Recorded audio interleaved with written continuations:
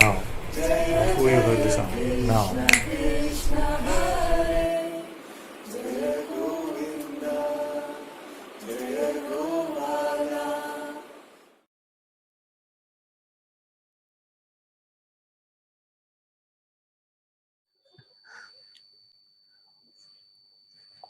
Next one says, in my relationships, I witness the desire to receive love from the other very, very intensely, which really leads to an experience of overwhelmed emotions quite often. It is the desire that leads to overwhelmed emotion. How can I relate with the other without expecting from other effortlessly? Okay. Most important is to recognize that we may want to receive. We may want to receive from them. But when we actually do receive, where does it come from? Are they sending some ultraviolet love? You see, where does it arise from? From within your own being, where everything else also arises from. So once you see that, you see, and I know it's a bit simplistic sounding, but it's very important, because once you make that switch from expecting to receive from there, you see, and instead trust your heart to provide it whenever it is needed, you see, then that feverishness in life to try and grab it from the seeming outside starts to settle a bit. So next time, notice whenever you feel love next, just notice if it is coming from there or it is just from you. Okay?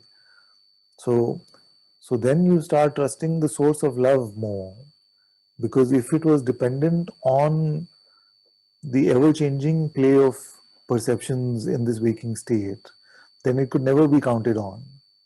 You see, but if it is dependent on your being, on your presence, which is the ever-present reality, whenever you are experiencing anything else or not, you are always experiencing your presence.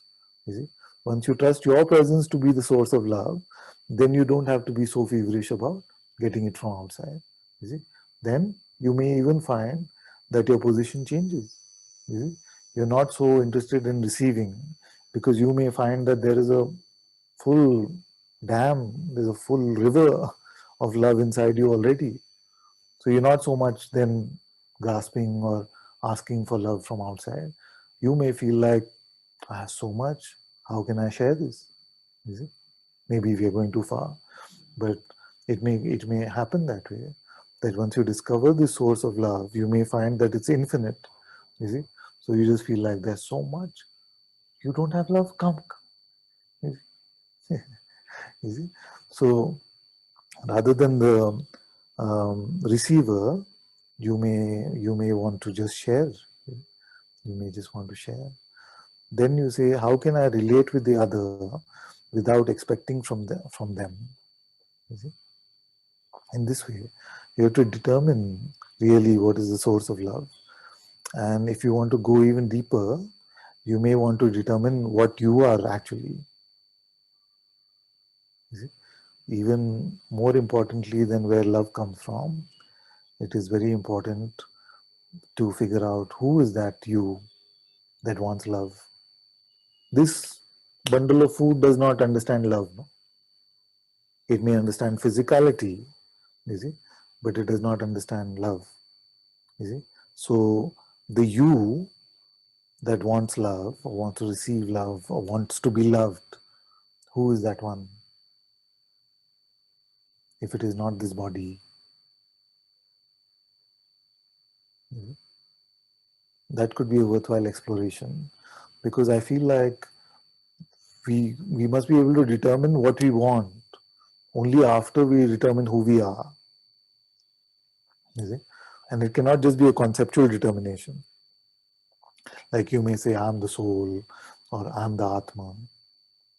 And conceptually, it doesn't help us because it just keeps us in this paradigm that I am the Atma. But you see, once we come to a living experience of our reality, you see, which is beyond all phenomenal experiences, then the paradigm gets sorted out.